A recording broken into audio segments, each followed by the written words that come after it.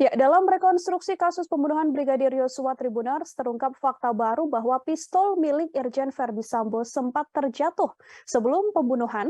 Adegan ini juga dilakukan dalam rekonstruksi ulang yang digelar di Duren 3 Kompleks Polri pada Selasa hari ini. Dalam rekonstruksi, mobil yang ditumpangi Verdi Sambo ini sempat memutar balik di depan rumah ke arah rumah pribadinya di Jalan Saguling Duren 3 Jakarta Selatan. Setelah itu Verdi Sambo turun dari mobilnya dan berjalan menuju pintu gerbang.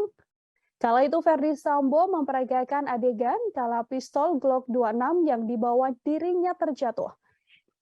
Pistol itu kemudian sempat ingin dipungut atau diambil oleh ajudannya yang bernama Romer, namun secara tegas dilarang oleh Verdi Sambo. Dalam rekonstruksi ini, Verdi Sambo terlihat memungut pistol Glock 26 tersebut dengan tangannya sendiri yang telah menggunakan sarung tangan hitam.